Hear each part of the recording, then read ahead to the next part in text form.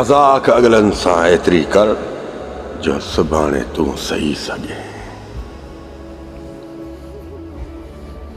हद खां वधीक मजाक बि ॼण अगलनि खे मौक़ो ॾियणो आहे। जेसि ताईं तूं ख़ामोश आहे या ख़ामोशी अगलनि खे टेंशननि में विझंदी त यार ही कहिड़ी तबियत जो मालिक आहे। तरिड़ो टाॼाई आहे कॾहिं काथे इज़त अल्लाह जी इज़त जो क़स्म न थींदई। जेतिरो पाण खे सीरियस रखंदे त अगला बि सोचे सम्झी तोसां ॻाल्हाईंदा। जेकॾहिं उन्हनि जे साम्हूं टाॼो हसी मज़ाक खिल बोग बेगुनाह जी फुज़ूल ॻाल्हियूं उन्हनि जी महफ़िल में जा बैठक में जा कंहिं जाइनि ते कंदे न त पोइ इहो अगलनि खे मौक़ो थो ॾिए केतिरे पाणी में आहे तूं। यादि रखो इंसान हो भोग मज़ाक एतिरी अगलनि सां कयो जो सुभाणे बर्दाश्त करण जे वक़्त में तव्हांखे तकलीफ़ न थिए।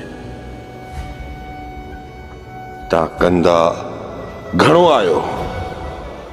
जॾहिं वरी अगला ॾिस न अगला बि मौक़ो तलाश कंदा आहिनि त ख़ुशी जे वक़्त में जा कंहिं महफ़िल में जा कंहिं ख़ुशी जे मोड़ ते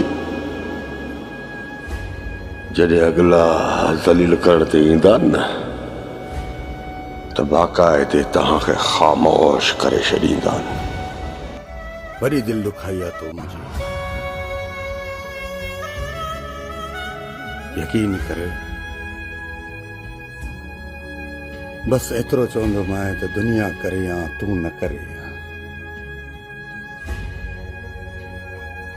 छा न कयो मां तुंहिंजे चवण सां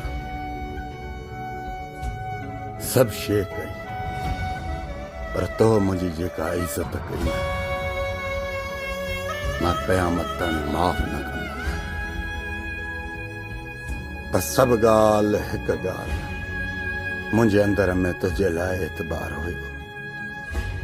बसि मूंखे पंहिंजे एतबार जी सज़ा मिले। ईअं बि थींदो आहे छा जिन सां प्यार थी वञे उहे ई तकलीफ़ूं ॾियनि। ख़ैर मुंहिंजो नसीब हुयो वक़्तु तोखे बि माफ़ न कंदो।